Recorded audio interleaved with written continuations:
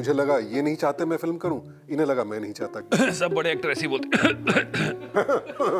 Manager पे डाल देते बड़े एक्टर। बिंदिया के बाहुबली का आइडिया कहाँ से आया?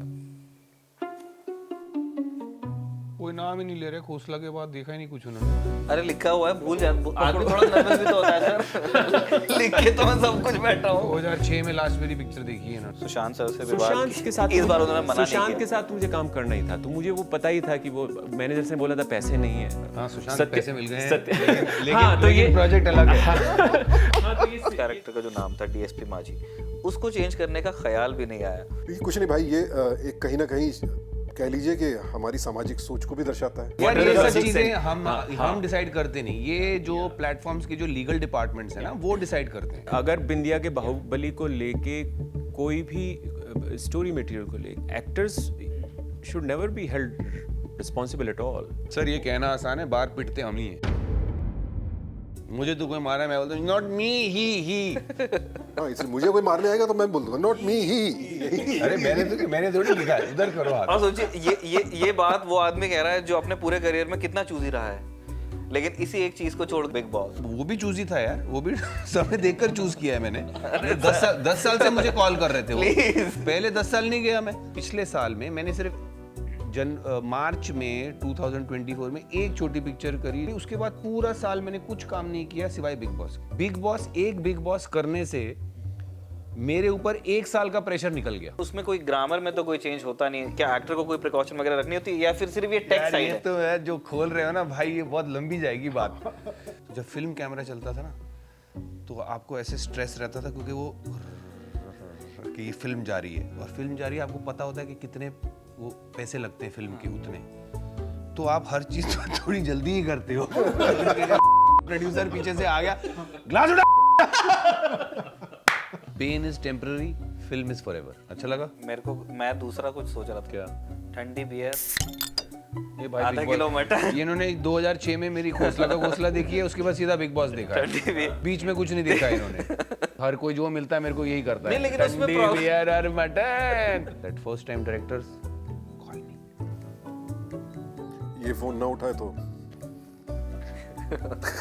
इतनी रोजगार की समस्या क्यों है भाई? 3-4 कैंप्स हैं इंडस्ट्री में काम करने वालों के। एक का ये है कि भाई आर्टिस्ट की जो आर्ट है वो उसके थॉट से, उसके आइडियोलॉजी से पूरी तरह से अलग होना चाहिए। विवेक अग्निहोत्री हो गए, अक्षय कुमार हो गए, कंगना हो गए। देन देयर इज अनदर, अनुभव सिन्हा है ना, या स्वरा भास्कर हैं। आप इस चीज़ को कैसे प्रोसेस करते हैं? मेरे मन में जो है मैं बोलता हूँ, जो चीज़ मुझे बुरी लगती है उसकी मुखालफत करता हूँ। फिर उसका परिणाम क्या होगा या नहीं होगा, या कौन सा कैंप खुश होगा कौन सा नाराज होगा, आई डोंट थिंक लाइक। ऐसे 3 लोग साथ में बैठाओगे तो ये आग तो लगेगी। ये आज सीख रहे हैं। आधुनिक हिंदी कविता के एक बड़े स्तंभ हुए थे गजानन माधव मुक्तिबोध। आज से 60 साल पहले उन्होंने इस दुनिया को छेड़ा। अरे भाई, गेट चेक। आधुनिक हिंदी कविता के एक बड़े स्तंभ हुए थे गजानन माधव मुक्तिबोध। मुक्तिबोध नाम से ज़्यादातर लोग उन्हें याद रखते हैं। 60 साल पहले वो इस दुनिया से गए, और जाने से पहले उन्होंने एक सवाल उछाल दिया था जिसका जवाब आज भी लोग देने से कतराते हैं कि पार्टनर तुम्हारी पॉलिटिक्स क्या है। ज़्यादातर लोग जो शोबिज़ में होते हैं, ऐसे लोग जिनकी कला का बहुत सारे लोगों से साबका पड़ता है, वो इस सवाल से इसीलिए बचने की कोशिश करते हैं क्योंकि फिर रोज़ी रोटी भी तो कोई चीज़ है। लेकिन ऐसा संयोग भी होता है कि 3 ऐसे आर्टिस्ट जो बहुत आर्टिकुलेट हैं, जो बहुत मानते हैं उन उसूलों में जो उन्होंने अपनी ज़िंदगी में पाए, और उन उसूलों को साथ में ले करके वो एक प्रोडक्ट पे आकर के ठहरते हैं, और उसमें से एक सुंदर चीज़ निकल के आती है जिसका नाम है बिंदिया के बाहुबली। अब ये स्ट्रीम हो रही है अमेज़ॉन प्राइम पे और MX प्लेयर पे, और हम लोग लकी हैं क्योंकि उस टीम के 3 बंदे आज खबरगांव के स्टूडियो में हैं। 2 को आप बहुत अच्छे से जानते हैं, इसलिए उनका एक लाइन का इंट्रो होगा। रणवीर शौरी और सुशांत सिंह।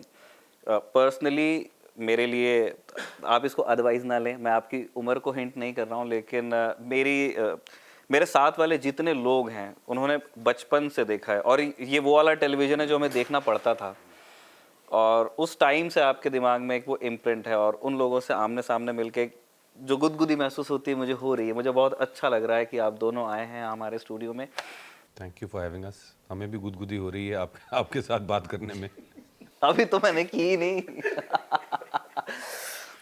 और आप दोनों को डायरेक्ट किया है राज अमित कुमार ने।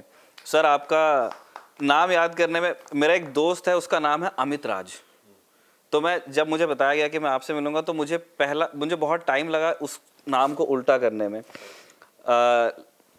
लेकिन आपने एक नई चीज़ की है। हमारी लाइन में ज़्यादातर लोग ऐसे होते हैं जो जर्नलिज्म या दूसरी चीज़ें करते हैं उसके बाद अकेड्स में जाते हैं। आपने एक लंबा टाइम अकेड्स में बिताया है, सीरियस स्कॉलरशिप आपने की है, मास्टर किया सिनेमा में, पीएचडी अपनी ली न्यूयॉर्क और इलिनॉय से, और उसके बाद में फिर आपने फिल्म्स बनाना चालू किया। तो मेरे लिए वो एक बड़ी इंटरेस्टिंग चीज़ थी कि पूरी अपने डिसिप्लिन में पूरी पढ़ाई पूरी करने के बाद, ये देखने के बाद में कि मेरा करियर यहाँ भी बन सकता है, मैं रिटायर हो सकता हूँ यहाँ से, आप अपनी कला की तरफ वापस लौटे। तो आपका भी स्वागत है स्टूडियो में। पहला सवाल मैं जो आप तीनों से ही जानना चाहता हूँ, एक एक करके आप बता सकते हैं जो भी पहले जवाब देना चाहिए। आप तीनों का करियर आर्क बहुत अलग अलग रास्तों से गुजरा है। मतलब इस स्टूडियो में पहुंचने से पहले आप लोगों ने बहुत अलग काम किया। आपने पहले टीवी को क्रैक कर लिया बहुत जल्दी।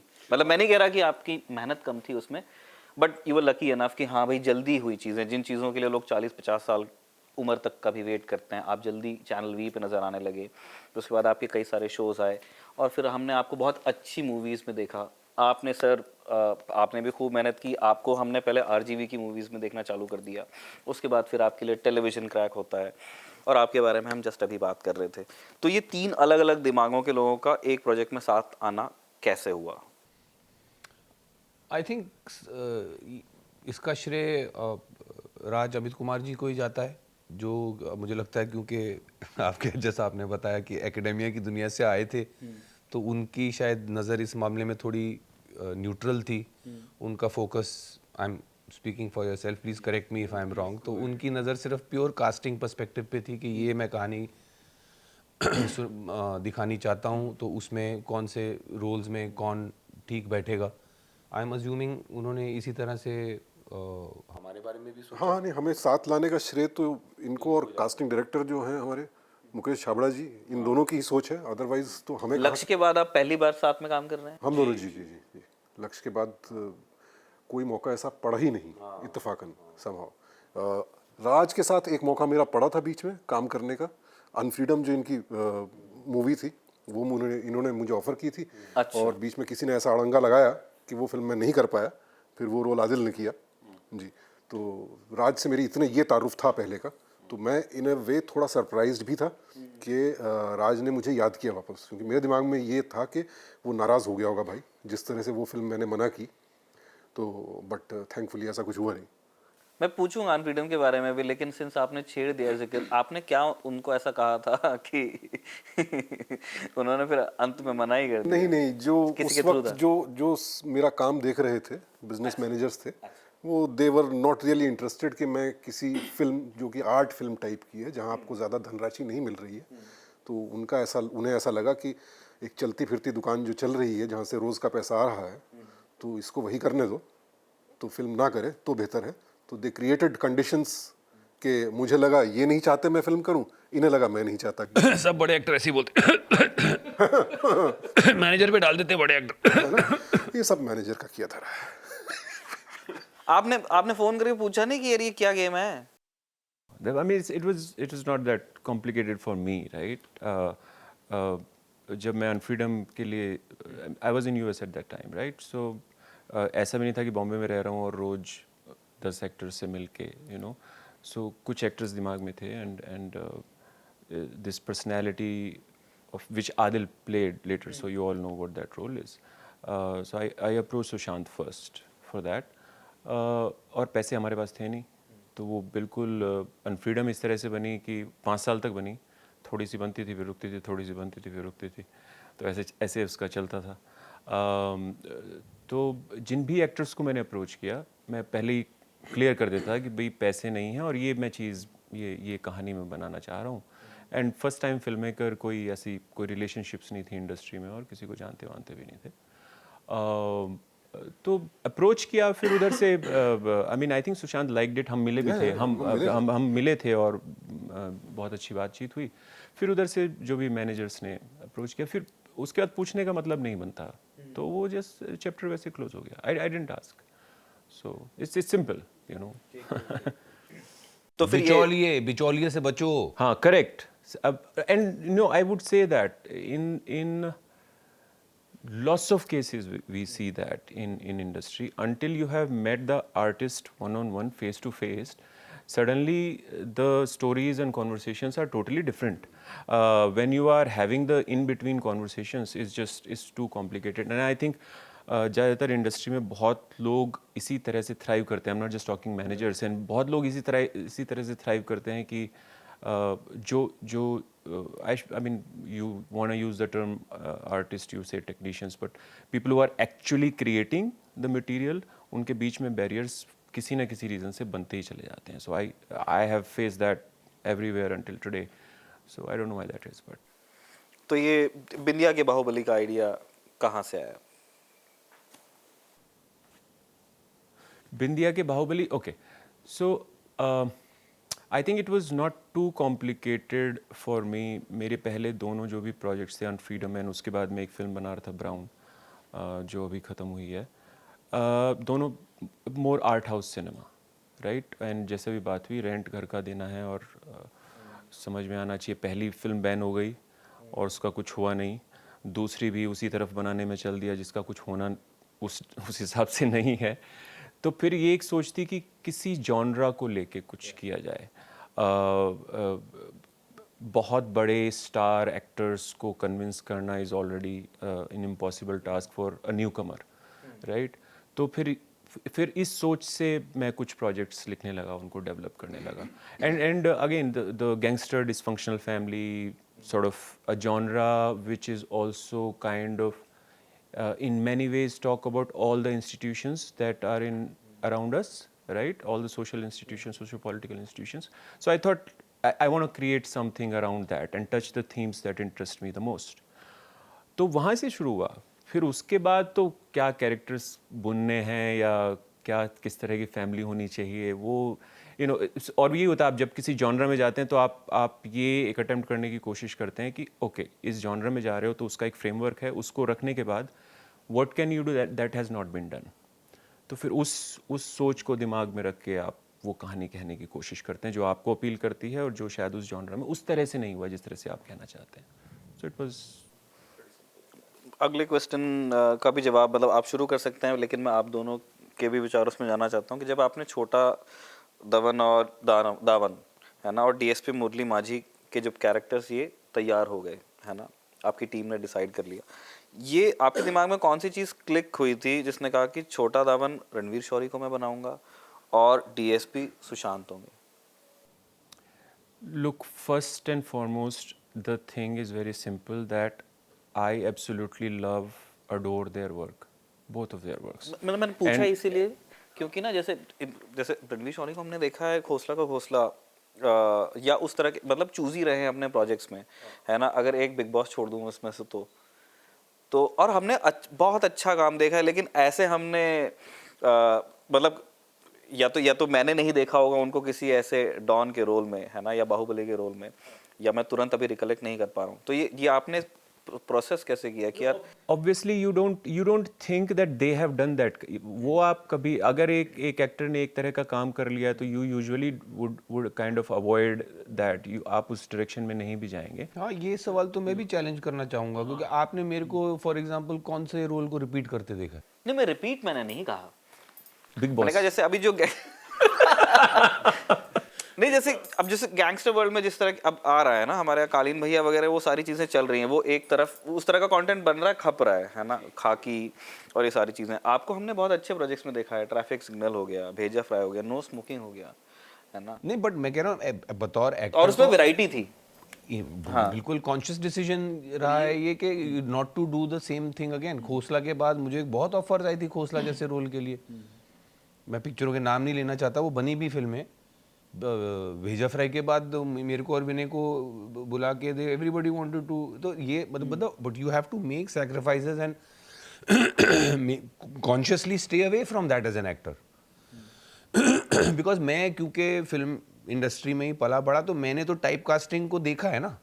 टाइप कास्टिंग में दो एक्सट्रीम्स होते हैं. यहाँ तो आपकी निकल पड़ती है कि आप एक चीज कोई आइटम करते हैं, फिर वो आइटम आप हर पिक्चर में करते हैं, उसमें आप पैसे आप अच्छे बनाते हैं, लेकिन उसका क्या है, Easy हो जाता है।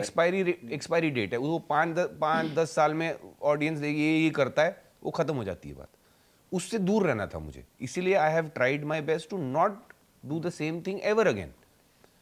मतलब दिल्ली का भी अगर मैंने कैरेक्टर, फॉर एग्जांपल एक पिक्चर थी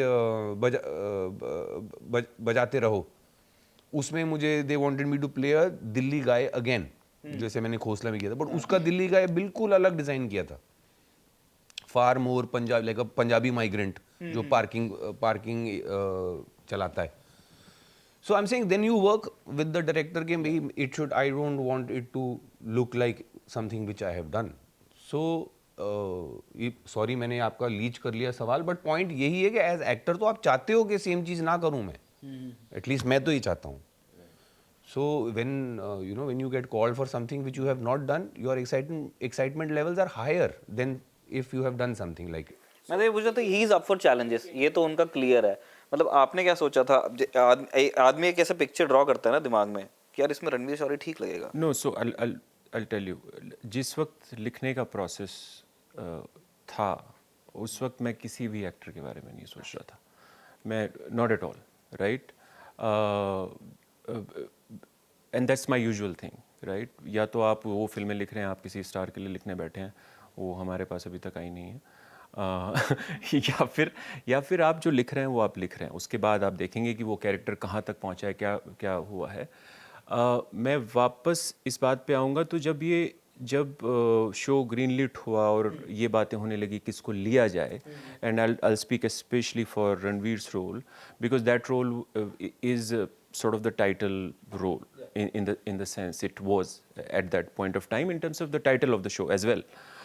तो ये थी कि भाई कोई बहुत बड़े स्टार को लाया जाए और उसके फेस के नाम पे पोस्टर बने और वो सब हो, तो वो अटेम्प्ट भी हुआ, वो मैं नाम नहीं लूँगा, बट एक एक्टर्स के साथ अटेम्प्ट भी हुआ, और वो मेरी नाखुशी के साथ भी अटेम्प्ट हुआ, पर मैंने कहा चलो बात करते हैं। तो वो बातचीत जब शुरू हुई, वो अटेम्प्ट में वो मामला गड़बड़ हो गया, and it was a very good moment for me to reiterate my desire to the producers at that time that look, आप एक बड़े नाम को लेके फिर आपके पास ना बजट बचेगा ना कुछ बचेगा, और मेरी इतनी बड़ी कास्ट है, इतने सारे कैरेक्टर्स हैं, give me the wherewithal कि मैं बहुत इंटरेस्टिंग लोगों को साथ में काम पे ला सकूं। और रणवीर का मैंने तभी, आप इतने सारी फिल्मों के नाम ले रहे हैं, आप जिस फिल्म का नाम नहीं ले रहे हैं वो तितली।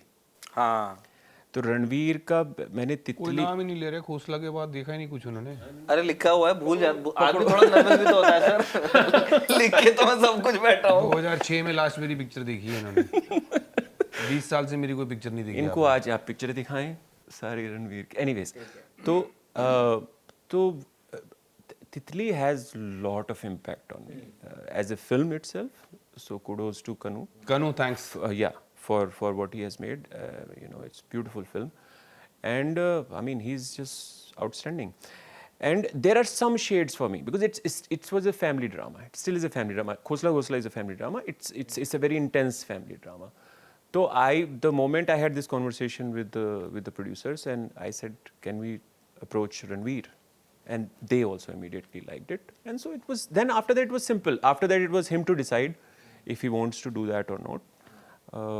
And luckily he decided. फिर आपने सुशांत सर से विवाद सुशांत के साथ इस बार उन्होंने मना नहीं सुशांत किया। के साथ मुझे काम करना ही था, तो मुझे वो पता ही था कि वो मैनेजर से बोला था पैसे नहीं है। I love him, I love his work, I've seen him, हाँ, सुशांत पैसे मिल गए हैं, हाँ, तो ये प्रोजेक्ट अलग है। हाँ, तो ये सिंपल सी बात थी, हाँ पैसे मिल गए हैं भाई, इस बार कर लो। And that was, I'm sure he would have in a different position, I would have asked him to do, probably without it he was in a position, if it would be direct conversation he would do it anyway. So I wanted to work with him, and it's a perfect role for him, so I guess, and he read it and he also. अब मुझे जैसे जो आपके किरदार हैं उनके बारे में मुझे पूछना था। जो छोटा दामन है ना, वो एक बाहुबली है बिहार का, which is a real place. और बिहार में असली Bahubali fictional place. Bihar Bihar is Bihar असली है। अब उसके अंदर वो जगह हमने ही डिस्कस वो करेंगे। अपनी यूनिवर्स क्रिएट की है यस, वो यूनिवर्स है। अब बिहार में लेकिन ना असली बाहुबली हुए हैं, आनंद मोहन है, आनंद सिंह है, जिनके आपको तो पता होगा। नहीं नहीं उनकी उनकी अरे उनके वीडियोस, मैं अब कॉपीराइट करना होता तो मैं लगा करके लोग पागल हो जाते हैं। आनंद सिंह है ना, उनकी क्लिप्स वायरल होती रहती हैं। आनंद मोहन का मैंने नाम लिया, सूरज भान सिंह, शहाबुद्दीन, तो ये रियल लाइफ कैरेक्टर, और इनका मतलब एक बड़ा लोग पसंद भी करते हैं, नापसंद भी करते हैं, लेकिन इनकी एक जगह थी वहाँ बिहार की सोसाइटी में, पॉलिटिक्स में, क्राइम वर्ल्ड में, और एक इम्पैक्ट भी था, है ना। किसी के लिए वो रॉबिन हुड है, किसी के लिए वो ड्रेडेड क्रिमिनल है, और लोगों की जिंदगियां प्रभावित हो रही। तो जब आपने छोटा दामन किया तो आपने क्या इन सारे लोगों को रेफर किया, या फिर आपने कुछ और आपका प्रोसेस था? मेरा सिंगल, जब मैं कोई भी प्रोजेक्ट करता हूँ, सिंगल पॉइंट ऑफ रेफरेंस मेरा होता है, जो कह लो आपका जो कंपस नॉर्थ, वो होता है डायरेक्टर। सो प्रेपरेशन वो लगती है जो स्क्रिप्ट से निकले, उस रिसर्च या अगर कोई करनी है या कोई रेफरेंसेस आप कह रहे हो, तो वो आता है वहाँ से, स्क्रिप्ट से। बाकी जो आपकी कंपस रहती है through out the project is the director. तो एक तो आई एम रीजनेबली अवेयर, मैं अखबारें पढ़ता हूँ, मैं करंट अफेयर्स में आदत है to keep in touch. So I had some idea of Bahubali क्या होते हैं यूपी बिहार में, and how the politics works. बाकी जो राज की जो विजन थी, he laid it out very very articulately with great clarity. I should also mention with great intensity. In fact, that was a very positive thing for me to be working with a filmmaker who does not just has the clarity and the vision and the ability to articulate it, but the intensity with which he had, जो उनके दिमाग में थी of the story. बस फिर वो उसके वो उंगली पकड़ के आदमी निकल जाता है, और क्या। और सर, जो आपको रोल मिला हुआ है एक आईपीएस ऑफिसर का है, वो डीएसपी है ना। तो पुलिस को मैंने इनसे जो पूछा, फिर मैं आपसे भी पूछ ही लेता हूँ कि 2-3 तरह की पुलिस है। एक पुलिस ऑफिसर जो बड़ी मेहनत से अपना काम कर रहे हैं, जिनमें से बहुत कम के हमको नाम कभी हम पढ़ पाते हैं अखबार में, या कभी सोशल पे कभी आते हैं, उनके बेचारों की हमको तस्वीरें नहीं पता है। फिर एक धड़ा है जो अपना पीआर खुद करता है, वो रील पे reel.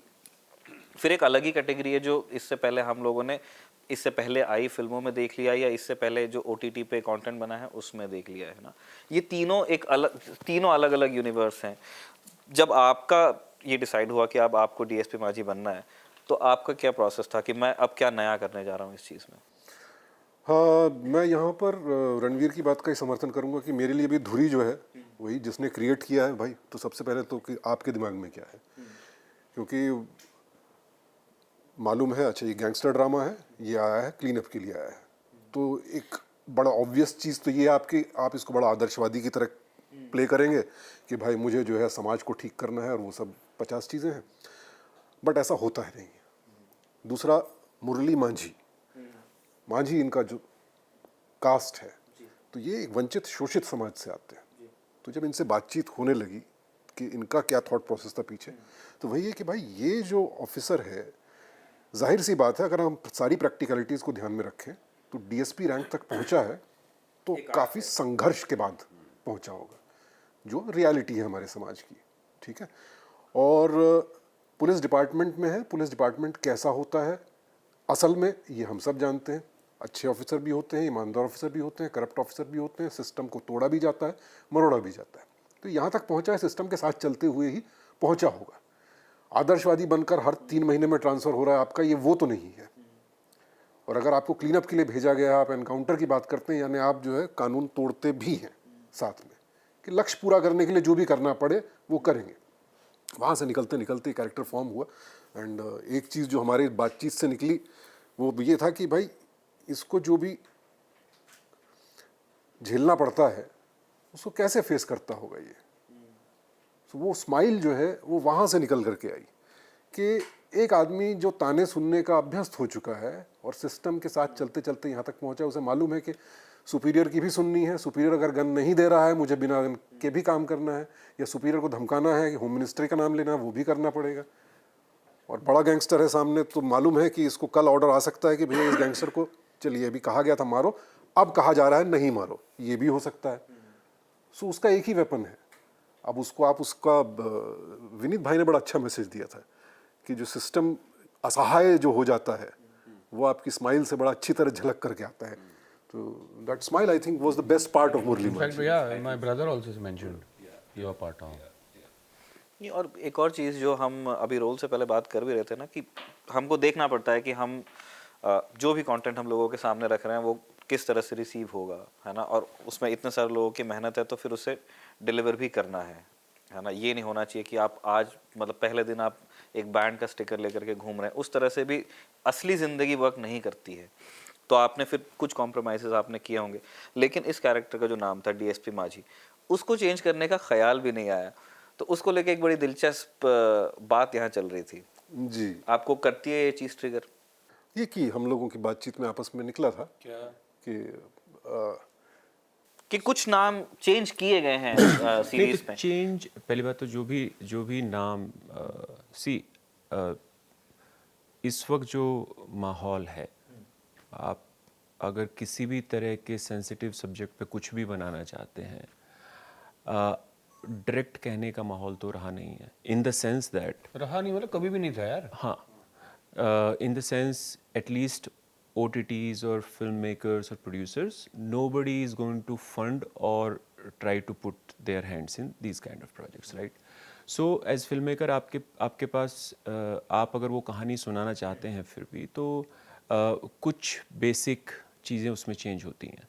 So now the decision to change the names of the cast and all that is not a filmmaker's choice. My choice could be either आप उनके नाम के साथ करिए फिल्म या आप हट जाइए, ये नहीं होगा। So that happened with the name of the casts in the show. But suddenly somehow the Manjhi was forgotten by everyone. So, which was the interesting conversation that other names got changed, but Murli Manji's last name didn't get changed, but that's okay. But हमारा शायद character भी ऐसा है कि कम से कम वो अपनी जात बिरादरी को आहत तो नहीं करेगा। हाँ, ये ज़्यादा इम्पोर्टेंट चीज़ है। I don't know what to say about that, but I don't think we had written any of the ये सोच के- characters. ये ये सोच सोच के करके तो characters show नहीं लिखा लिखे नहीं गए है। थे किसी भी कास्ट के कि you know they are you know ये कुछ नहीं भाई, ये एक कहीं ना कहीं कह लीजिए कि हमारी सामाजिक सोच को भी दर्शाता है कि मुरली मांझी को जो है नाम जब बदलने की बारी आई तो मुरली मांझी के बारे में किसी ने सोचा नहीं। It's as simple as that. you wanna chip in, आप कुछ कह भी रहे थे। हाँ नहीं, I don't agree. I think it was more because जो नाम जो चेंज हुआ है वो दावन हुआ है, और दैट वाज मोर बिकॉज जो the family and the family values that you are showing that should not reflect on a larger caste, इसलिए चेंज हुआ। Manji ka was contained. It was far more contained character. He's a cop who's playing the system and trying to do the right thing. So it doesn't reflect badly on them. So I'm saying, I don't know. Suddenly I'm finding myself for the first time defending the censors and SNP. It's not. I don't. I'm all for free speech and free expression. But rational जो मैं कह रहा हूँ, why I'm saying I don't agree with it is this, because जो दावन जो था ना वो that would imply right. lots I of mean, things. look, we can never know what are the fair enough. यार are ये the सब logics चीजें and- हम डिसाइड करते नहीं, ये जो प्लेटफॉर्म्स के जो लीगल डिपार्टमेंट्स हैं ना वो डिसाइड करते हैं कि ये हम रिस्क लेंगे, ये हम नहीं लेंगे। ये तो आपके साथ भी होता होगा, आप भी सब मतलब आपका जो सेटअप है उसमें आप हर चीज तो नहीं कर सकते हैं, आपकी भी लिमिटेशंस हैं। हाँ, लिमिटेशंस होनी भी चाहिए, लेकिन मेरा पॉइंट ये इनफैक्ट कल परसों ये बात हो रही थी सेंसरशिप वगैरह, मैं कहता हूँ कि मैं तो सेंसर्स को भी ब्लेम नहीं करता, अथॉरिटीज को भी नहीं ब्लेम करता, मैं सीधा ओनस डालता हूँ सोसाइटी पे। When a society is mature enough to understand कि ये चीज मेरे को अच्छी नहीं लग रही, ये I don't agree with it, तो मैं नहीं देखूंगा या मैं इसको धुतकारूंगा। बट मैं आग लगा दूंगा, मैं तोड़ दूंगा, ये एटीट्यूड जब तक इंटेलेक्चुअल चीज़ों को लेकर, चाहे लिखी चीज़ हो, चाहे फिल्में हो, सीरीज हो, इन चीज़ों में जब तक हम वो मेच्योरिटी नहीं पाते, सेंसर्स भी कुछ नहीं कर सकते। No, but it is a cyclical process, na? In that sense, that somebody has to. I mean, if we say कि society नहीं देखना चाहती, I mean, how do we decide that, right? So there is a system that gets set in place that from the people who are the makers of any producers or whatever, they're going to choose what they'll say yes to or no to, right? At the end of the day, society is not making the film.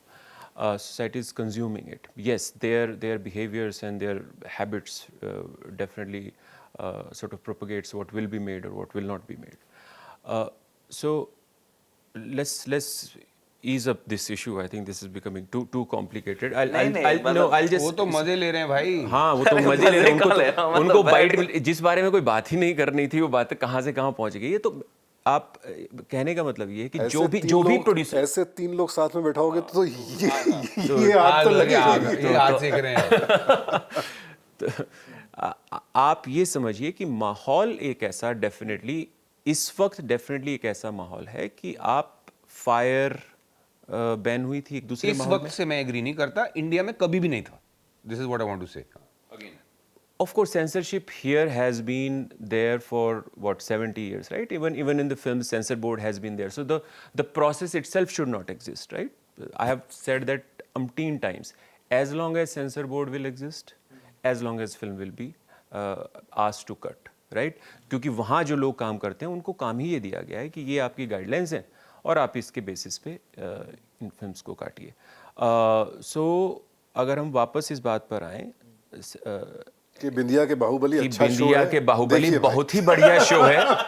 हाँ, ये आप इस पे आ जाइए, बहुत अच्छा show है। इसको बिंदिया के बाहुबली में बीच में प्लग कर देते हैं। हाँ, बिंदिया के बाहुबली में हमने बहुत चीजें सेंसर से बचा के आप तक पहुंचाई हैं, तो प्लीज वो देखिए। बहुत टाइम लगा है भैया। हाँ, तो आप जो है उसमें, और ये एंटरटेनिंग शो है, बिल्कुल ना। और जो गंभीर बातें हैं वो आपको पहले आप पूरा स्वाद लीजिए, मजा लीजिए, वो गंभीर बातें धीरे धीरे आप तक आती हैं।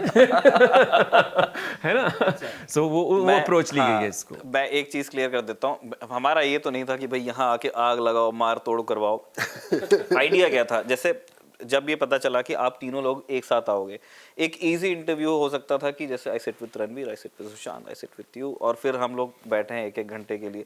लेकिन अब 3 अलग अलग लोग जब साथ में आते हैं तो फिर एक आपको ये भी देखना होता है कि वो चीज़ डेवलप कैसे होती है। और आप लोगों ने साथ में काम किया जिसका प्रोडक्ट लोग देख रहे हैं, तो लोगों को ये भी समझ में आना चाहिए कि यार 3 लोग 3 तरह से सोच सकते हैं और वो काम भी कर सकते हैं। क्यों आप जैसे आप काम करते हो, Exactly. आप सबकी सोच एक जैसी तो नहीं है ना? तो यही पॉइंट है।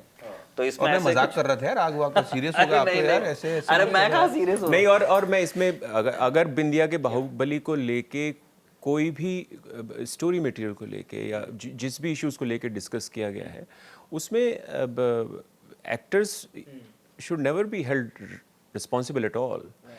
Their choice is a yes or no deciding a story, right? Sir ये कहना आसान है, बाहर पिटते हम ही हैं। हाँ, वो बात अलग है, बट वो गलत है। मतलब कहानी जो है वो होना चाहिए, हमको मत मारो, डायरेक्टर का एड्रेस। हाँ, करेक्ट है। नो the onus of थोड़ा मैं यहाँ पर थोड़ा सा ना इत्तेफाकी रखता हूँ, इन द सेंस के हाँ और ना कहना ये तो एक्टर के हाथ में है। अगर आप एक प्रोजेक्ट को हाँ कहते हैं तो फिर आप सब जानते बूझते हुए हाँ कहते हैं, तो वो उतना ओनस तो एक्टर को भी मिलेगा कि भाई आपने ये प्रोजेक्ट किया तो क्या सोच के किया। अगर किसी को उससे आपत्ति होती है या कोई आहत होता है तो पिटो भी होता है, तो उसमें वो जिम्मेदारी आई थिंक बराबर है। हम एक्टर ये कह के पल्ला नहीं झाड़ सकते कि अरे भाई मुझे तो जो डायलॉग बोले गए दिए गए मैंने वो बोल दिए। मैं तो यही बोलता हूं, प्रोजेक्ट आपने जब हाँ कहा था तब इतना तो आइडिया होगा ना कि इस तरह के डायलॉग मुझे बोलने होंगे या इस तरह का रोल मैं करने जा रहा हूँ या ये कहानी है, तो वो हाँ या ना कहा तो फिर जिम्मेदारी से पल्ला नहीं झाड़ सकते आप। मुझे तो कोई मारा मैं बोलता हूँ नॉट मी ही। हाँ, इसलिए मुझे कोई मारने आएगा तो मैं बोल दूंगा नॉट मी ही। अरे मैंने थोड़ी लिखा है, उधर करो हाथ। और सोचिए ये बात वो आदमी कह रहा है जो अपने पूरे करियर में कितना चूजी रहा है। लेकिन इसी एक चीज को छोड़ के जो मैं फिर से मेंशन करूंगा, बिग बॉस। नहीं बट बिग बॉस वो भी चूजी था यार, वो भी समय देखकर चूज किया है मैंने। 10 साल से मुझे कॉल कर रहे थे वो, पहले 10 साल नहीं गया मैं।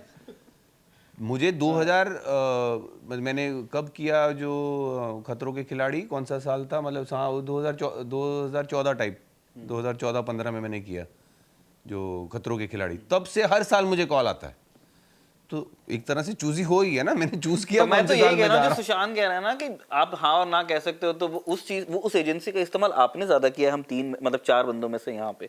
But I am in no way, I am not at all any way regretting और embarrassed of my choice in any way. हाँ, सो मैं तो बहुत खुश हूँ अपनी चॉइसेस से। इनफैक्ट बिंदिया के Baahubali, I am very proud of it. It not just captures the Hindi heartland, it captures a lot of जो values में, ये मैं बार बार कहता हूँ कि how the family business affects family values। सबसे बड़ा thrust मेरे लिए बिंदिया के बाहुबली का वो है, not necessarily the politics and the crime। For me it is about, वो तो एक मिलियू है जिसमें वो घट रही है। हाँ, बैकड्रॉप है वो। So the main action actually is कि एक फैमिली की फैमिली वैल्यूज कैसे अफेक्ट होती हैं बाय द फैमिली बिजनेस। क्योंकि इन अ कंट्री जहाँ फैमिली बिजनेस, आधी कंट्री हमारी फैमिली बिजनेस पे चलती है, गले पे बैठना, जो भी करना। वो बिजनेस घर पे क्या लाता है? जो समझो जो टेक्सटाइल का बिजनेस करते हैं या जो ग्रोसरी का बिजनेस करते हैं, जो वो घर पे क्या लाता है, वो वैल्यूज क्या लाती हैं? This is, for me, this show is about that। ये वो मौका था जब आप दोनों ने लक्ष्य में साथ में काम किया, और अब आप मेरे ख्याल लंबे समय के लिए ये दूसरा ही मौका है जब आप दोनों साथ में काम कर रहे हैं एज को एक्टर्स। तो आप लोगों ने एक वो वक्त भी देखा है एक दूसरे का, और आप अब एक दूसरे को आप देख रहे हैं, तो उसमें कितना एक दूसरे को आपने ग्रो करता हुआ पाया या चेंज होता हुआ पाया? बाल सफेद हो गए दोनों के। सो मजेदार तब बात जान ये पहचान थी लक्ष्य के टाइम? हाँ, अभी हमने बहुत मतलब लक्ष्य में ही मिले, लक्ष्य पे ही मिले हम। अच्छा, लक्ष्य में ही मिले, वहां जानना एक दूसरे को। जी जी। और उसके बाद बिकॉज आई थिंक दोनों को टैलेंटेड एक्टर्स में गिना जाता है, तो कई सारी ऐसी फिल्में हैं जो मुझे भी ऑफर हुई, इनको भी ऑफर हुई, मैं नहीं कर पाया, इन्होंने की, मौके पड़े पर समहाउ साथ काम नहीं कर पाए। तो 2003 में हम लोग 2003 में लक्ष्य की शूटिंग कर रहे थे। मुझे इसलिए याद है क्योंकि मेरी बेटी पैदा हुई थी तभी, सितंबर में, 1 सितंबर। तो अब वो 21-22 साल की हो गई है। तो meeting after a long time and it's a pleasure to work with him. And Bindiya में आप पूरी सीरीज देखिए, बहुत बहुत बढ़िया काम किया है। तो मैंने भी इनफैक्ट नहीं, आई थिंक मुझे सबसे मजेदार बात लगती है कि जो कमाल के एक्टर्स इकट्ठा किए इन्होंने। हाँ, ये तो मैं देख रहा था, और एक एंसेम्बल बन जाता है। मतलब सही हैं उसके अंदर, सौरभ जी हैं, शीबा हैं, दिव्येंदु भट्टाचार्य हैं, सीमा जी हैं। हाँ, सीमा जी भी हैं। सबसे बड़ी इसका कायदे से एक बड़ा पोस्टर बनना चाहिए जो हर शहर में लगना चाहिए, क्योंकि ये पोस्टर पर ही, ये इन चेहरों के साथ ये शो अपने आप में ही कहता है कि भाई कुछ कमाल है। मतलब कास्ट तो स्ट्रांग है, ये तो सभी लोग कह रहे हैं कि यार बहुत अच्छे लोग आपने पिक किए हैं या कास्ट किए हैं, जो भी उसकी भाषा होती होगी। शो स्ट्रांग नहीं है, क्या कहना चाह रहे हैं? अरे यार, मेरे ही मजे लेके चले जाएंगे ये लोग इंटरव्यू में। हम आए ही इसलिए हैं। कोई नहीं, तो फिर ऐसी, तो जब आप लोग, मैं इसलिए जानना चाहता हूँ क्योंकि जो लोग नहीं गए हैं मुंबई, या जो लोग शोबिज के लोगों से जिनका एक्सेस कम होता है, उन लोगों को लिमिटेड जानकारी होती है कि उनकी लाइफ कैसे होती है। वो स्टीरियोटाइप्स को ही जानते हैं कि जिस तरह से सेलेब्स के बारे में या स्टार्स के बारे में, एक्टर्स के बारे में बात होती है, वो उनको वो स्टीरियोटाइप ही पता है। मैं जानना चाह रहा था कि जब इतना लंबा साथ होता है तो किस तरह से बॉन्ड करते हैं दो आर्टिस्ट। इसलिए मैंने पूछा था कि लक्ष्य और अभित में कितना आप लोगों ने एक दूसरे का। नहीं, तो मतलब लक्ष्य के बाद हमारा ज्यादा उठना बैठना साथ बीच में नहीं हुआ, बट ओकेजनली मिलते थे, सोशली अगर कहीं मिलते थे, देन वी ऑलवेज, मतलब आई थिंक जैसे दोस्तियों में होता है, आपने भी ये देखा होगा, सबने ये देखा होगा जिनकी थोड़ी उम्र हो जाती उन्होंने, कि कुछ दोस्तियां ऐसी होती हैं कि जहां आप छोड़ते हैं ना, वो वहीं फ्रीज हो जाती हैं, फिर आप अपनी लाइफ में कहीं जहां भी हैं, लेकिन जब आप मिलते हैं you resume from there. So I would say Sushant के साथ मेरा वैसा रहा है। हमारा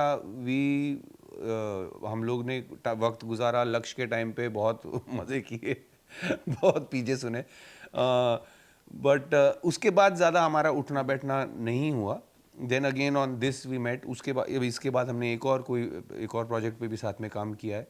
सो आई वुड से वैसा है हमारा रिलेशन. कुछ हमारे एक फ्रेटर्निटी, हमारी जो फ्रेटर्निटी है या हमारा जो फील्ड है, उसमें ये एक अंडरस्टूड सी बात भी है, क्योंकि ये अक्सर होता है. आप एक प्रोजेक्ट करते हैं साथ में, उसके बाद ज़रूरी नहीं है कि आप फिर जल्दी मिलें.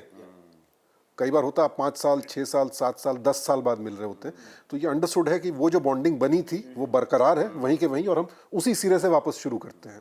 जहाँ बात छूटी थी उसी सिरे से बात शुरू होती है. तो ऐसा नहीं होता, रे यार तू तो भूल गया, तू तो बड़ा आदमी हो गया. वो हैं, कुछ लोग करते हैं सब. बाई गॉड, मैं कह रहा हूँ बाई गॉड, कुछ लोग हैं ऐसे.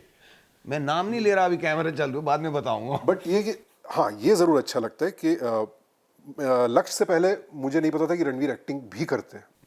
बिकॉज जब ये ऑडिशन करते थे तब मैं कैमरे के पीछे काम करता था. जब ये स्ट्रगल मैं कर जब आया रहे थे था आप वी में थे तब? नहीं, उससे भी पहले प्लस चैनल में. प्लस चैनल में. तो तब मैं मतलब I was working behind the camera. मैं पोस्ट प्रोडक्शन देखता था.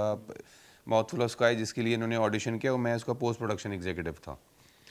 तो बट वो टाइम पे हमारा तालमेल कोई ताल्लुक नहीं था. तो ये टेलीविजन में फिर ये विजय बने, तब बाय फेस हम जानने लगे. पर ये विजय हैं और एक्टिंग भी करते हैं, और एक्टिंग अच्छी करते हैं. बट लक्ष्य was one of my earliest films. It was I think चौथी पिक्चर थी मेरी, चौथी थी. हाँ, बट उसमें मैं इनफैक्ट उस फिल्म के जब रिलीज हुई थी तब भी मैंने कहा था, इनफैक्ट जब शॉट मैंने देखा था तब आई टोल्ड हिम, मैंने कहा तूने बहुत खूबसूरत किया है. वो जहाँ जिक्र हो रहा है कि यार ये जो सोल्जर है ना, ये बड़ी किस्मत वाला है, यहाँ से उठता है वहाँ बम फट जाता है, जहाँ से ये हिलता है वहीं गोली चलती है और बम फट जाता है. तो बोला इसकी किस्मत, तो बोले ले ले ले ले मेरी किस्मत. So the way he perform that for me it was a revelation कि अरे यार सिर्फ एक्टिंग करता ही नहीं है, अच्छा एक्टर है ये. So it's a pleasure to see कि ओवर द इयर्स मेरी जर्नी और इनकी जर्नी जो है अच्छी ही रही. And I have seen him doing some fantastic roles. And उसके बाद बिंदिया के Baahubali I think is another revelation, एक another side of his personality. और वो गेट चेक किया था जिसमें आप लोग सेट पे खड़े रहते थे लक्ष्य के सेट पे, क्या हो जाता था? आप लोगों को बुत बन के क्यों खड़े रहना पड़ता था? बुत बन के नहीं, बट मतलब कि आप जैसे कट हुआ, जैसे अभी ये चल रहा है कैमरा, शॉट हो गया, सो आप मतलब ये नहीं कि शॉट हो गया आप बैठ जाओ. So you have to. नहीं, बात का कंटेक्स्ट देना पड़ेगा. लेकिन ये बात शुरू कहाँ से हुई थी, ये देखिए यहाँ पे हम दोनों जो है ना 2-2 माइक लगा के बैठे हैं. तो क्यों 2-2 माइक? बोले एक बैकअप के लिए, अगर दोनों फेल हो गए तो क्या करोगे? तो वहाँ से बात शुरू हुई कि बैकअप और ये सब सेफ्टी प्रोसीजर्स जो होते हैं. तो ये एक सेफ्टी प्रोसीजर जो पहली बार सुना था लक्ष्य में, गेट चेक. तो हमें नहीं पता था क्या होता है भाई. हर बार लेंस उतार करके चेक किया जाता है कि लेंस और मिरर के बीच में कुछ तो डिस्टर्बेंस तो नहीं है. तब पता चला कि पहले एक हादसा हो चुका है यूनिट के साथ, जहाँ कुछ फंस गया था लेंस और मिरर के बीच में, जिसकी वजह से काफ़ी फुटेज खराब हो गई थी पिछली एक फिल्म में. तो तब से ये था कि भाई अब रिस्क नहीं लेंगे. तो वो गेट चेक पहली बार सुना. और होता यह था कि सिंक साउंड भी उस समय नया नया ही था, बहुत यूज टू नहीं थे. तो शॉट से पहले साइलेंस, फिर शॉट के बाद थोड़ी देर एम्बियंस, और फिर ये गेट चेक. तो हमारा शॉट ओके जो है वो एक्चुअल शॉट शुरू होने से पहले शुरू हो जाता था, और कट होने के बाद भी जब तक वो लेंस चेक ना हो जाए तब तक हमारा शॉट ओके नहीं होता था. और ये आप लोग बेफिक्र रहें, ये सब फिल्म के इश्यूज हैं. वीडियो में, डिजिटल में इसके कोई इश्यूज नहीं है. बिना गेट चेक करे गेट खुला है, आराम से अंदर आओ. अब तो बिना एक्टर के भी एक्टर मौजूद हो सकता है. ये फिल्म के चौंचले हैं ये. अब खत्म हो गए नहीं, या कम हो गए? नहीं, अभी पीछे मैं देख रहा था कोई फिल्म शूट हुई है फिल्म पे, पिक्चर कोई शूट हुई है फिल्म पे, मैं नाम भूल रहा हूँ अभी. So somebody else has again use 35 mm. But आजकल और को मैंने लास्ट जो 35 mm की है इस कड़वी हवा के बाद I have not done anything on film. कड़वी हवा, वो कितने साल हो गए कड़वी हवा को? 7-8 साल तो हो गए होंगे. आई थिंक मैंने भी लास्ट शायद शिखर की थी, जॉन मैथ्यू मथान की शायद. तो फिल्म पे आपने तो काफी फिल्म पे मतलब आपने शूट किया हुआ है. आरजीबी की तो सारी फिल्म पे ही थी, मतलब सत्या, जो जंगल, पूरा चेंज होते हुए देखा. मैंने भी मैंने तो मतलब हाँ बिल्कुल 35 mm से देखा है. तो उसमें कोई ग्रामर में तो कोई चेंज होता नहीं? क्या एक्टर को कोई प्रिकॉशन वगैरह रखनी होती है, या फिर सिर्फ ये टेक्स्ट साइड है? तो है जो खोल रहे हो ना भाई, ये बहुत लंबी जाएगी बात. सो देखो, मैं क्योंकि यार मुझे कब मिलेंगे दो बंदे साथ में, फिर तो मैं तो सब एक ही बार में पूछूंगा. सबसे बड़ा फर्क क्या होता है, देखो जब फिल्म कैमरा चलता था ना, तो समझो अगर शॉट है कि आप पेंसिव हो, आप उदास हो, आप बैठे हो, बस आप सोच रहे हो और आप पानी पी रहे हो।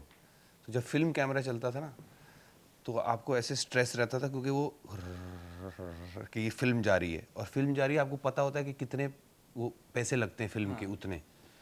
तो आप हर चीज़ थोड़ी जल्दी ही करते हो। प्रोड्यूसर पीछे से आ गया, ग्लास उठा।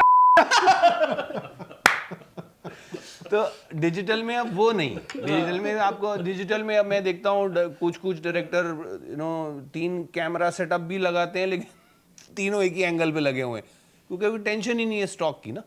तो जब आपकी ट्रेनिंग वहां हुई है ना, तो पहले ये फर्क है कि पहले आपको पता था फिल्म के, अगर मैंने दूसरी की तीसरी टेक ले ली ना, प्रोड्यूसर बम्बू कर इसके बाद कि ये क्या एक्टर है, 5 टेक ले लिए।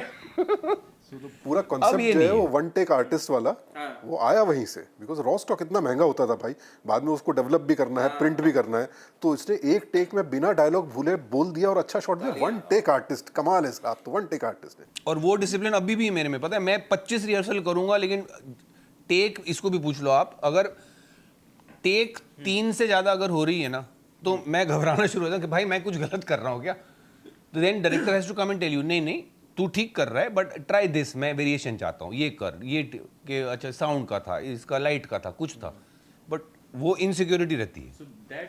व्हाट यू जस्ट मेंशन्ड, ये प्रॉब्लमेटिक जब हम शूट कर रहे थे बिंदिया के बाहुबली, क्योंकि मेरे लिए तो पहले टेक में कुछ हो जाना तो I don't believe in first takes. No, I don't. What is अब समझे भाई, up to 5 takes असली चीजें अब निकल कर आ रही हैं। up to 5 takes we are just warming up, we are just trying to 10, 12, 15। ये फिल्म के जमाने में नहीं बोलते। नहीं, बट बात नहीं, ऐसा नहीं है।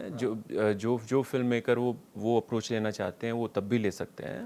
बट मैं दूसरी पॉइंट पे आ रहा था जो रणवीर अभी कह रहे थे कि ये एक जनरल मैंने अपने एक्टर्स के अंदर ही देखी, और मैं तो इन सब दिग्गजों के साथ पहली बार काम कर रहा था, कि एक कहीं एक ये फीलिंग लगती थी कि क्या हम कुछ, मतलब ये हो क्यों नहीं रहा है, and actor start feeling it is because of them, and it is never because of them, right. So आपके दिमाग में एज ए फिल्म मेकर एक विजन होता है, और एक फ्रेम में बहुत सारी चीजें होती हैं, एक फ्रेम में सिर्फ एक्टर नहीं। You mean it is one of the things. It is one of you the can't say actor की वजह से नहीं हो रहा, एक्टर की वजह से भी हो No, सकता है। it is one of the things, but it is not just in a frame. मेरी वजह से नहीं हो।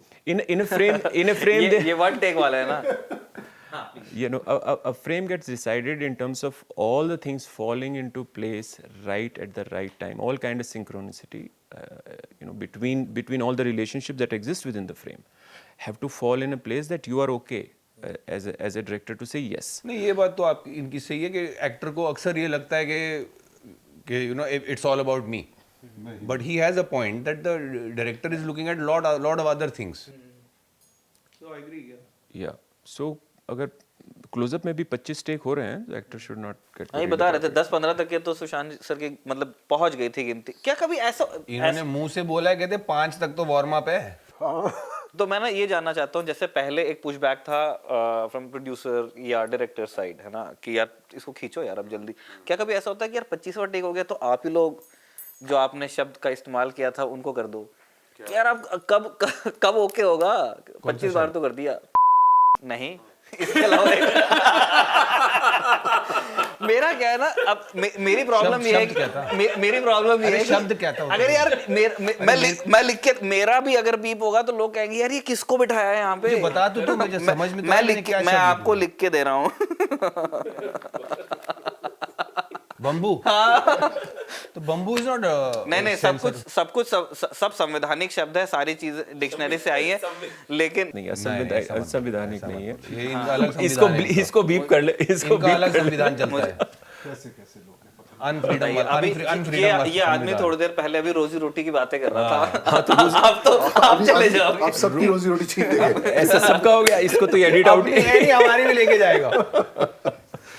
नहीं, मुझे ऐसा लगता है कि ज़्यादा टेक जब हो जाते हैं तो देखिए आपको एहसास होता है कि आप कई बार आपकी वजह से हो रहा है, कई बार आपकी वजह से नहीं हो रहा है, बट आपको ये टेंशन हो जाती है कि भाई ठीक है, चल ओके 50 वजह हो सकती हैं जिस वजह से टेक ओके नहीं हो रहा है, लेकिन अब जब 20वां टेक चल रहा है, आप मन मन में ये कह रहे होते हो भाई इस बार मेरी वजह से ये टेक खराब ना हो, बाकी सबका ओके हो जाए और इस बार मैंने जो खुद इरिटेटेड एक्टर जो ना कि क्या यार कितने टेक कर रहे हो, कितने टेक कर रहे हो, मोस्टली कई बार होता ही है कि जो सबसे ज़्यादा झुंझला रहा होता है ना कि अरे भाई क्यों हो कर रहे हो और क्यों कर रहे हो, अक्सर 20वें टेक में 21वां जो है वो उस एक्टर की वजह से होता है।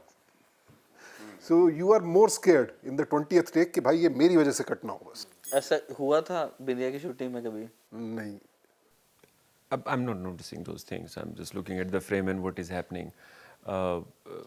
But look, there is also no formula कि यार इतने मैंने I said in comedy that 5 takes तक warm up होता है. Things can fall in place in second take and things may not fall in place in 60 takes. But इतना बड़ा आप तामझाम लेके एक जगह पहुंचते हैं कुछ चीज़ को कैप्चर करने के लिए, कितने सालों से सब कुछ बनाया हुआ होता है और आप जब वहाँ पहुँचते हैं तो आपको वो चीज़ कैप्चर करनी है। तो जब आप सेटिस्फाइड फील करते हैं कि ये वो है, तब आप आगे बढ़ते हैं। अगर आपके पास समय और साधन है तो वो करना भी चाहिए, क्योंकि यार ये ऐसा मीडियम है कि एक बार ये छप गया तो छप गया, फिर जिंदगी भर ये यही रहने वाला है। जैसे मेरा फेवरेट स्लोगन जो है pain is temporary, film is forever. अच्छा लगा मेरे को। मैं दूसरा कुछ सोच रहा था। क्या? ठंडी बियर ये भाई आधा बिग बॉस- किलो मटन। ये इन्होंने 2006 में मेरी खोसला का घोसला देखी है, उसके बाद सीधा बिग बॉस देखा है। ठंडी बियर। बीच में कुछ नहीं देखा इन्होंने। बिग बॉस में ठंडी बियर थी। अरे एक गलती से मैंने वहां पे कुड़ के बोल पर दिया, उसमें बात वो सही जिन्होंने है। बात पकड़ के और डाल दिया। अब हर कोई जो मिलता है मेरे को यही करता है, नहीं, लेकिन उसमें ठंडी प्रॉब्लम- बियर और मटन। ओ अच्छा, मुझे ये पता नहीं था। मैं यार अभी ऐसे सुनाएंगे तो भी आ जाएगा ना क्लेम, वरना मैं फोन निकाल के अभी सुनाता आपको। है वो चीज मजेदार है और वो पता है क्यों इतने लोगों को याद रहती है, क्योंकि वो बात सही है ना। मतलब खबरगांव हमारे दर्शकों को मदिरा पान की सलाह नहीं देता है, जो लोग करते हैं और जिन्होंने बताया है उनकी बात मैं कह रहा हूँ।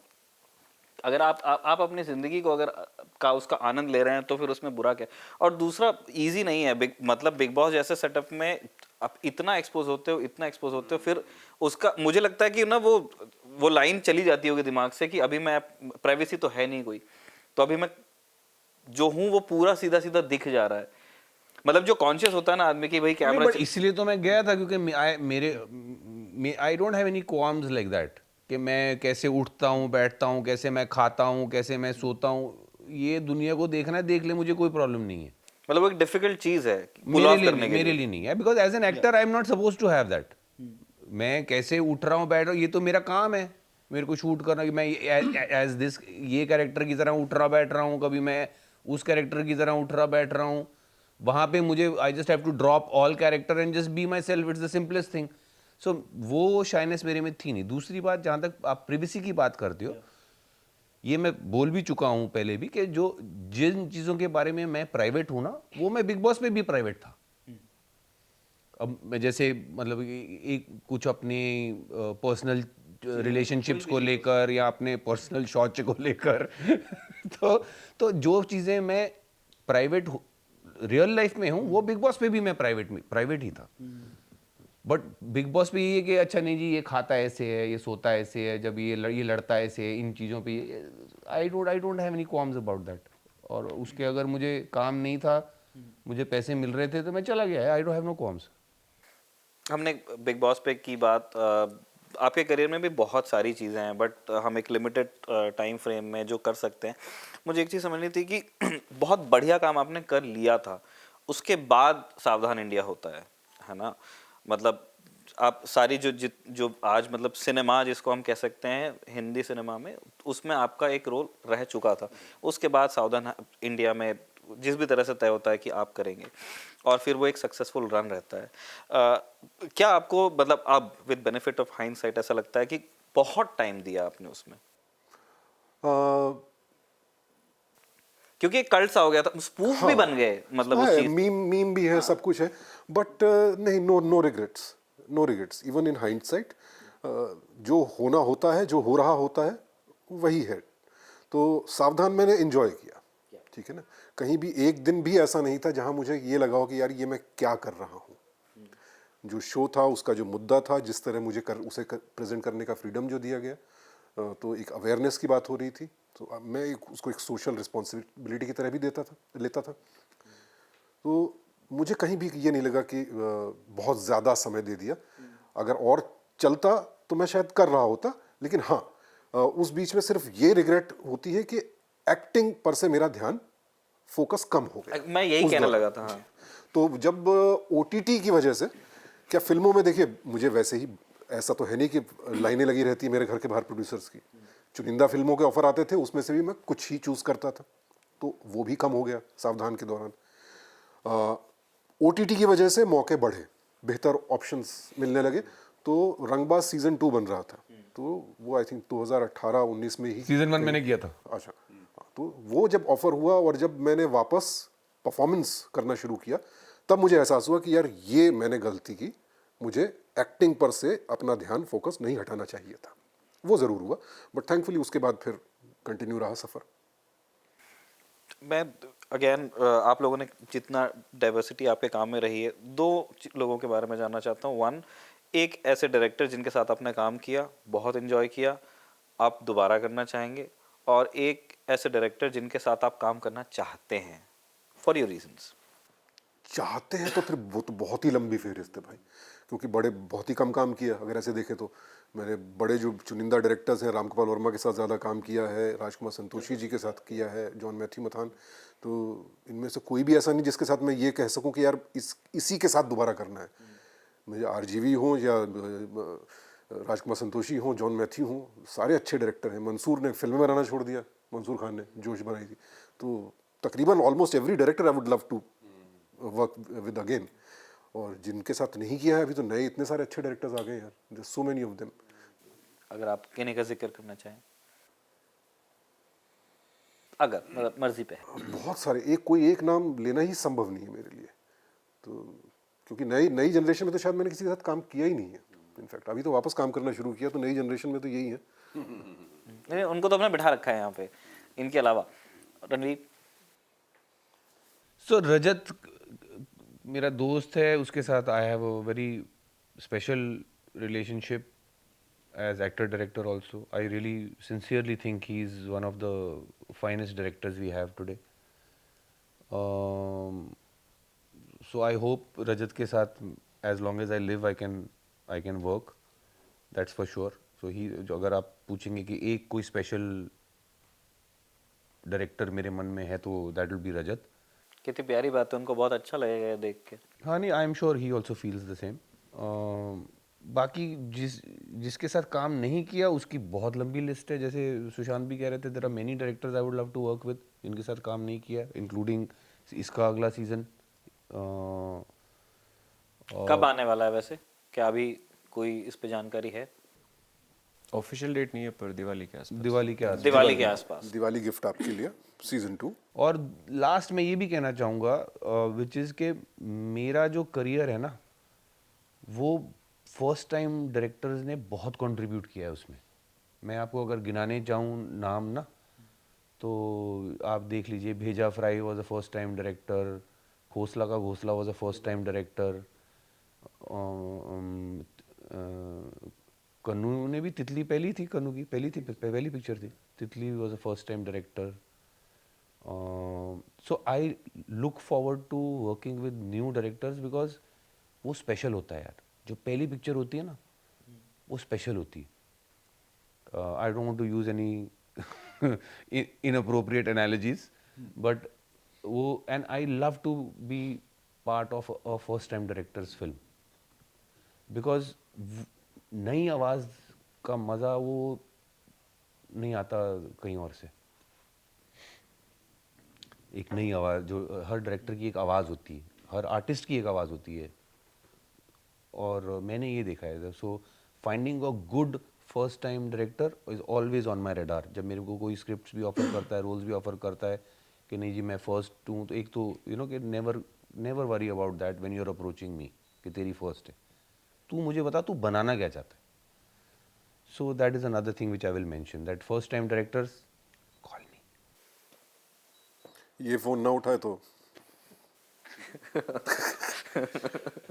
इतनी रोजगार की समस्या कि मैं भाई अरे वो नहीं, वो रोजगार सीरियस की बात नहीं, कर रहे हो नहीं, नहीं, रोजगार नहीं, की नहीं, रोजगार की आप ये जो कह रहे हैं मैं नहीं, वो आपको तो थोड़ा मजाक। मैं थोड़ा इलेबोरेट करता हूँ आपको क्या होता है। घर पे आदमी क्यों बैठता है एक्टर? इट इज नॉट कि आप कुछ काम पकड़ नहीं सकते, इट्स के मैं वो काम करना नहीं चाहता जो इवेंचुअली जब आप एक साल बैठे हो घर पे और दूसरा अच्छा काम जो आप चाहते हो जिस क्वालिटी का आप चाहते हो नहीं आता, फिर आप मजबूरी में पकड़ते हो, ऐसा होता है। तो उस टाइम की सिंस आपने अभी 25 साल आप काम कर चुके हो जी, है ना, 25 साल में से कई साल मैं घर भी बैठा हूँ।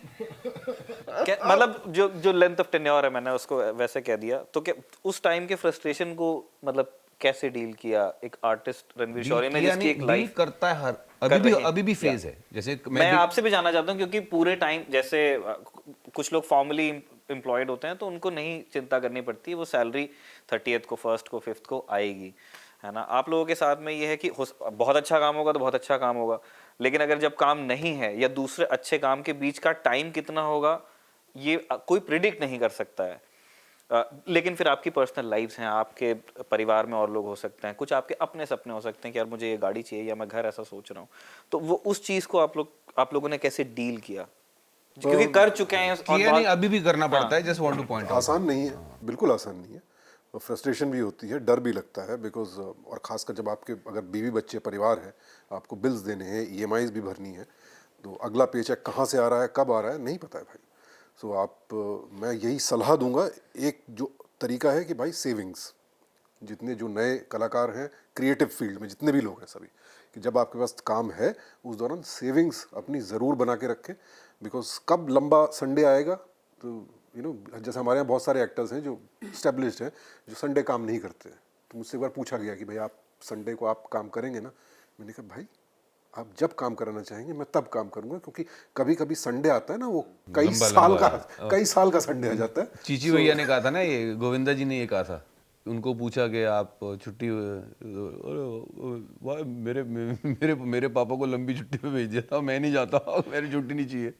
तो बिल्कुल छुट्टी कुछ नहीं। थोड़ा तफसील से बताएंगे किस्सा है जिनको नहीं पता है। नहीं तो मैं चैनल वी में इंटरव्यू किया था गोविंदा जी का, तो तब बात हुई थी, तो उनसे मैंने कहा था कि आप जैसे आप सवाल पूछ रहे हैं तो मैंने उनसे सवाल पूछा था ये कि आप इतना हेक्टिक आपका चल रहा है तो कुछ प्लान है ऑफ लेने का? तो उन्होंने यही कहा था, उन्होंने कहा था मेरे पापा ने कुछ लंबी छुट्टी पे भेज दिया था फिल्म इंडस्ट्री ने, तो मैं छुट्टी नहीं मांगता कभी जब अच्छा चल रहा है। तो मैंने कहा तब से it's been an inspiration for me also कि, और ये जो आप कह रहे थे ना, जो coming back to the topic जो आप सवाल पूछ रहे थे, बिग बॉस में मैं इसलिए गया था कि बिग बॉस में जो पिछले साल में मैंने सिर्फ मार्च में 2024 में एक छोटी पिक्चर करी जो इसने परन बाबा हैं, नए वो भी फर्स्ट टाइम डायरेक्टर हैं, it's a comedy film called Jassi weds Jassi, एक वो शूट करी। उसके बाद पूरा साल मैंने कुछ काम नहीं किया सिवाय बिग बॉस के।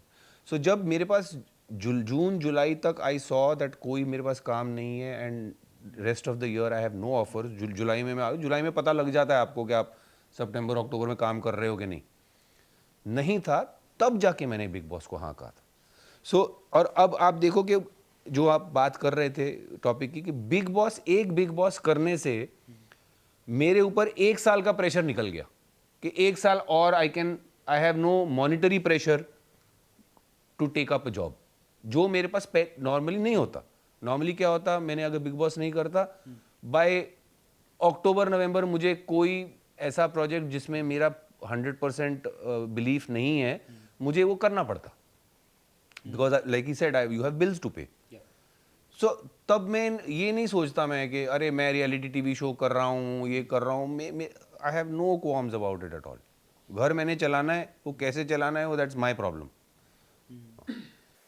आपने जैसे मैं उनके सवाल को ही एक्सटेंड करना चाह रहा था, लेकिन मैं since you plugged in Bigg Boss, तो आपको जाने से पहले मतलब आपका क्या इंप्रेशन था कि वो चीज़ कैसी रहेगी? और क्योंकि मुझे ऐसा लगता है कि वो एक बड़ा कथार्टिक एक्सपीरियंस है, मतलब किसी को भी, हम में से किसी को भी अगर एक कांच के बक्से में रख दिया जाए और 30 दिन हमें पूरी दुनिया देख रही है, तो वो एक बहुत ही मुश्किल चीज़ होगी टू पुल ऑफ। तो आपने बताया आपके लिए ईजी था, आपने जाने से पहले क्या सोचा था और वहाँ क्या महसूस किया? वन, मुझे ये जानना था, और दूसरा जैसे सुशांत बता रहे थे कि जब आपका अच्छा टाइम है आप सेविंग्स करो, जी, ना? वो उन्होंने एक्चुअली एक पॉइंट चीज वहां से मैंने शुरू किया था कि बिग बॉस मैंने इसलिए किया था कि मेरा एक कि सेविंग्स मेरी इतनी थी कि मैं एक साल अब मुझे ऑफर मत भी ना भी दो तो मैं ठीक हूँ। तो एक वो वाला हुआ कि आपका घर कैसे चलेगा। दूसरा मैं ना वो इमोशनल एस्पेक्ट को समझना चाह रहा हूँ कि एक आर्टिस्ट है, उसका एक मन भी होता है ना कि मुझे अच्छा काम मिलता रहे, मैं करता रहूँ, मैं लोगों से मिलता रहूँ, दिखता रहूँ।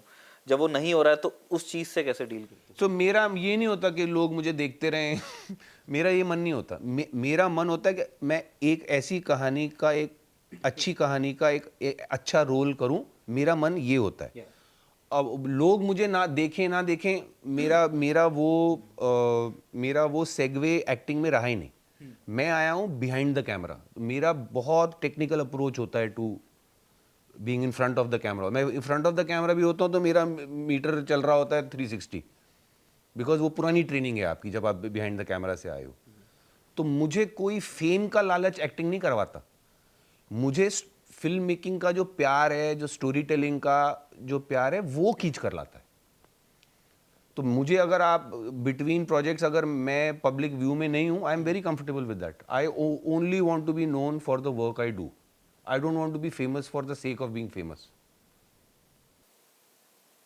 ठीक बात है। आपने एक चीज़ का जिक्र किया था, बिल्स टू पे, और उस चीज़ को लेके अब हम जहाँ से हमने बात पूरी शुरू की थी वहीं पहुँच जाते हैं कि अगर आपकी एक ओपिनियन है किसी भी चीज़ पे और किसी भी तरह की, उसका एक कॉस्ट होता है ना। उस चीज़ पे बहस हो सकती है कि वो कॉस्ट कब बढ़ गया या पहले था या नहीं था, but there is a cost. क्या आपको ऐसा लगता है कि जो आपका एक्सप्रेशन है ना, वो कहीं आपको रोकता है या हेल्प करता है? आप प्रोसेस कैसे करते हैं? मतलब जैसे 3-4 कैंप्स हैं इंडस्ट्री में काम करने वालों के। एक का ये है कि भाई आर्टिस्ट की जो आर्ट है वो उसके थॉट से, उसके आइडियोलॉजी से पूरी तरह से अलग होना चाहिए। उसके ये एक प्रोडक्ट है, ये मैं सोचता हूँ वो अलग अलग दुनिया में रखते हैं। दूसरा है कि नहीं, ये एक टारगेट ऑडियंस भी तो है, तो उससे अग्री होने वाला कंटेंट बनाते हैं। हमने इस तरह की कई सारे फिल्में देख ली हैं। विवेक अग्निहोत्री हो गए, अक्षय कुमार हो गए, कंगना हो गए। देन देयर इज अनदर, अनुभव सिन्हा है ना, या स्वरा भास्कर हैं। अपना अलग अलग लोगों ने अपना एक थॉट प्रोसेस के हिसाब से वो अपना काम आगे बढ़ाते हैं। आप इस चीज़ को कैसे प्रोसेस करते हैं? मैं इतना नहीं सोचता भाई। मैं ऐसा हूँ, दैट्स इट। मेरे मन में जो है मैं बोलता हूँ। जो चीज़ मुझे बुरी लगती है उसकी मुखालफत करता हूँ। फिर उसका परिणाम क्या होगा या नहीं होगा, या कौन सा कैंप खुश होगा कौन सा नाराज़ होगा, I don't think like that. तो मैं आई डोंट केयर, क्योंकि मुझे एंड ऑफ द डे मुझे ऐसा लगता है कि भाई I have to live with myself. सोना तो मुझे ही ना अकेले, तो मुझे नींद ठीक आनी चाहिए। अगर मन में ये रहेगा कि यार मुझे गलत लगा था लेकिन मैंने इस वजह से नहीं बोलना चाहिए, इतना मैं इतना तोल के जीवन नहीं जी सकता। और किसी को जीना भी नहीं चाहिए यार। सो ये जो मानना के कुछ लोग ये हैं, कुछ लोग जो एक ये रिसेंट है फिनोमेना मैंने देखा है, way everything is political. What do you mean you don't have political views? What do you mean personal? Personal is political, political is personal. भाई ये सिंपल लोग हैं। बिल्कुल जैसा उन्होंने कहा, काम में मैं पॉलिटिक्स नहीं देखता। अगर समझो कोई बना रहा है, एक अच्छा स्क्रीन प्ले लिखा है, वो ऑडियंस को लगेगा कि नहीं ये तो पॉलिटिकली ऐसे इस शेड का है, या किसी और को लगेगा दूसरा कोई अच्छा स्क्रीन प्ले है जो किसी को लगेगा पॉलिटिकली कि ये इस शेड का है। मेरी आंखों में सिर्फ स्क्रीन प्ले है। उसकी पॉलिटिक्स क्या है, how it is going to be received, I care two hoots in the job. Personal life में मेरे कुछ पॉलिटिकल ओपिनियंस हैं, करंट अफेयर्स को लेके, पॉलिटिक्स को लेके। वो मेरे पर्सनल हैं। They are not to reflect on my job. I have to make sure कि वो ऐसा, my personal politics should not be affecting my choices और my performances. As long as वो आपका दिमाग इतना, जो कई लोगों का नहीं है, some people carry that into their work. मेरे से नहीं होता वो। I keep my politics and my work, they are not necessarily related. But ये एक विचार ही तो है, क्योंकि जैसे गोविंद निहलानी की बढ़िया फिल्म है पार्टी, तो उसमें this is a very popular scene जिसमें ओमपुरी कहते हैं कि अगर आर्टिस्ट पॉलिटिकली कमिटेड नहीं है तो फिर उसकी नहीं, आर्ट मैं नहीं रिलेवेंट agree, नहीं है। sorry, with due respect to Govind Nihalani, I don't agree with it. नहीं, उसके एक्चुअली उसके नीचे अमरीश पुरी का फिर जवाब भी है। अमरीश पुरी सेज कि वो किसी भी पॉलिटिकल आइडियोलॉजी से आर्टिस्ट विश्वास रखे, उसका ये पर्सनल फैसला है। आर्टिस्ट होने की शर्त ये नहीं हो सकती है, और जो सर्वश्रेष्ठ कला साहित्य निकले वो किसी न किसी प्रोटेस्ट से पैदा हुए हैं। तो कोई भी पॉलिटिकल सिस्टम हो, अन्याय और दमन के विरुद्ध बोलना कलाकार की जिम्मेदारी है। तो वो एक इंटरेस्टिंग चीज़ है, इसलिए मैंने उसको टॉस भी किया यहाँ पे कि आप लोग उस चीज़ के बारे में क्या सोचते हैं। सुशांत, आपका मानना क्या है? देखिए, मैं as a supporter of freedom of expression, मैं तो ये कहता हूँ भाई, आपको अपनी ज़िंदगी अपनी तरह जीने का पूरा हक है, ठीक है ना। मेरे लिए पर्सनल और पॉलिटिकल अलग नहीं है, बट उसका मतलब ये नहीं है कि मैं ये विचार रणवीर पर थोपूं।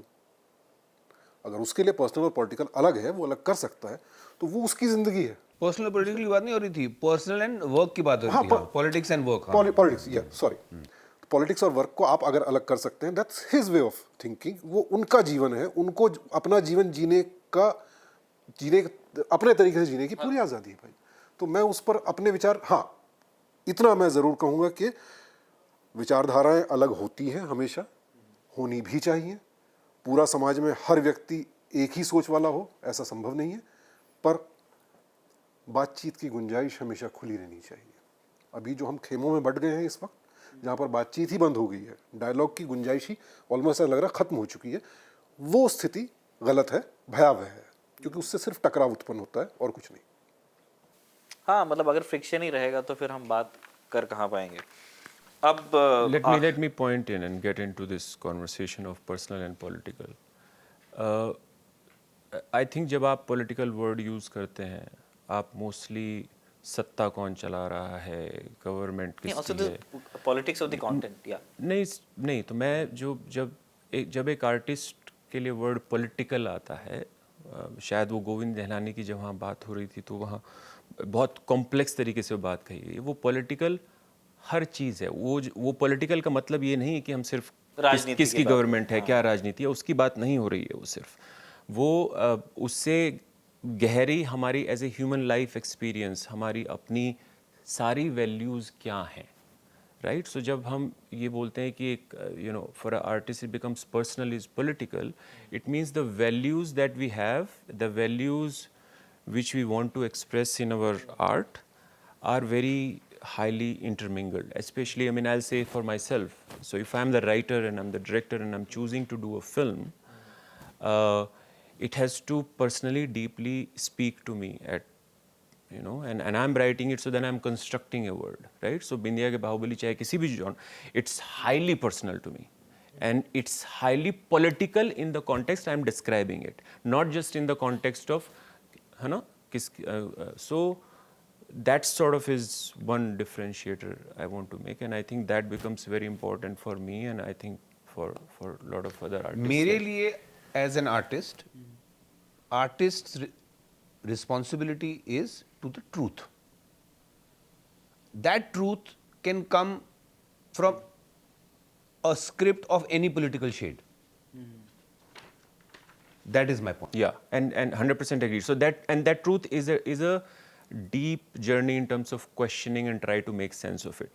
And I'll say something very very simple on this. आप जितने खेमों की बात कर रहे हैं, अगर वहाँ जवाब दे दिए जा रहे हैं किसी भी खेमे से, अगर जवाब दे दिया गया है तो शायद आपने ट्रूथ की डीप तरीके से सच्चाई नहीं ढूंढी है। अगर किसी भी एक डायरेक्शन से वो फिल्म आके वो रैप करके उसने आपको रख दिया है, नहीं, बट एनीवे वो तो film becomes anyway any artistic piece should not be preachy. ये जो मैं क्यों कह रहा था कि I like to keep my personal political views separate from my work. One of the reasons is because I don't want to be part of any politically shaded piece of work which is preachy, कि ये है actually के ऐसे, हाँ नहीं देख भी नहीं, और एक होता है कि नहीं एक्चुअली बात ये सही है वो, और आपको सवाल it should be mounted in a way where the audience takes home that question and thinks about it. That is true art according to me. And उसमें आर्ट में सिनेमा भी आ गया, सब आप लिखाई भी आ गई, सब। So when you search that truth, you will always lead to some kind of paradox, which you will probably not be able to truly answer. If you're truly investigating the truth of the matter, you probably will not have a clear answer. And all great art has been most interesting only because of the fact that it has laid that complexity, communicated that to your audience, and then audience can take that back and figure for themselves. इस project से, बिंदिया के बाहुली से आप जुड़े हुए हैं। हमने जो उसका पहला एपिसोड है ना, जो पायलट ही लोग देखते हैं, उसमें कुछ वो क्योंकि एक ठीक है, आपने बिंदिया कहीं जगह बताई नहीं है बिहार में कहाँ है, लेकिन बिहार एक जगह है, और उसके अंदर ठीक है हमने नाम वगैरह चेंज किए हैं, लेकिन हिंट्स जो ड्रॉप होती हैं उसको धीरे धीरे लोग कनेक्ट तो करते ही हैं, है ना। जैसे शुरुआती सीन में आप देखते हैं कि वो एक भूमियार वर्सेस माले, जो एक इतिहास रहा है बिहार में कॉन्फ्लिक्ट का, उसको कवर करने की।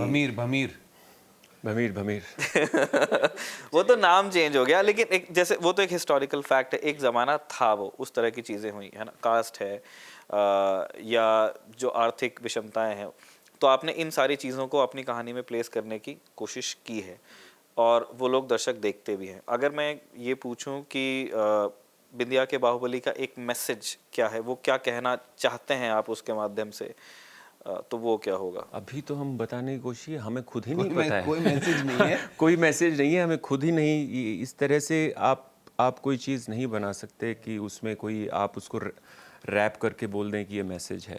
आप देखिए, मज़ा लीजिए, कहाँ Amazon MX प्लेयर पर फ्री है। एंटरटेनिंग है, सबसे पहले एंटरटेनमेंट है, एंड यस, और आपको अपने समाज, अपने परिवेश का आईना भी दिखाता है। बिंदिया जो है आप ही की यूनिवर्स से निकल करके आया है। बिंदिया यूनिवर्स हमने कहीं आसमान में नहीं बना दी है। बिंदिया का जो समाज है वो हमारे समाज से निकल कर आता है, कई चीज़ों को जोड़ तोड़ करके वो समाज बनता है, और आपको सिर्फ आईना दिखाता है। सोचिए, देखिए और सोचिए क्या ये सही है या क्या गलत है। आप जब फिल्म बना रहे होते हैं तो आप एक ह्यूमन लाइफ एक्सपीरियंस को किसी तरह से छूने की कोशिश करते हैं। तो आप अगर अपना ह्यूमन लाइफ एक्सपीरियंस 2 शब्द में मुझे बता सकें कि उसका मैसेज क्या है, तो शायद मुझे भी समझ में आ जाएगा कि उसका मैसेज क्या है। अभी का जो हमारा ह्यूमन लाइफ एक्सपीरियंस है, उसका 2 शब्दों में मैसेज है, टाइम्स अप। तो यहाँ से निकलो, कैसे कैसे जवाब दे रहे हो। अल्टीमेट ट्रूथ यही है, टाइम्स अप। तो बात ये है कि सारी बातें जितनी हम आप लोगों से करना चाहते थे वो पूरी नहीं हो पाई, पॉसिबल भी नहीं है, लेकिन जितनी बातें हुई वो मुझे सीजन 2 फिर से प्लग कर दिया। दिवाली पे आ रहा है बिंदिया के बाहुबली सीजन 2, बीच में भी है, शुरुआत में भी है, लास्ट में भी है, एंड तक पोस्टर भी लगाइएगा। लगा देंगे। जेरी एडिट करेगा जो बैठा हुआ है, ये लगा देगा, इसको अपन पोस्टर शेयर कर। दूसरे का बन गया? नहीं, पहले का। नहीं, तो पहले का लगा देंगे, लेकिन उसमें लिख देंगे दूसरा आ रहा है। तो हमारे दिवाली के पास, हाँ जी, तो हमारी जितनी बातें बच गई हैं, इस उम्मीद के साथ कि जब सीजन 2 आता है तब फिर से आप लोग अगर चक्कर लगाते हैं दिल्ली NCR का, तो हम दोबारा मिल लेंगे, और जो आज बातें हमारी नहीं हो पाई हैं, अच्छी बुरी जितनी भी, वो हम तब कंटिन्यू करेंगे। उस वादे के साथ हम आप लोगों को अब देते हैं इजाज़त। आप तीनों यहाँ पे आए, खबरगांव को आपने अपना वक्त दिया, क्वेश्चंस लिए, अपने कैंडिड रिस्पॉन्सेज दिए, उसके लिए बहुत बहुत शुक्रिया।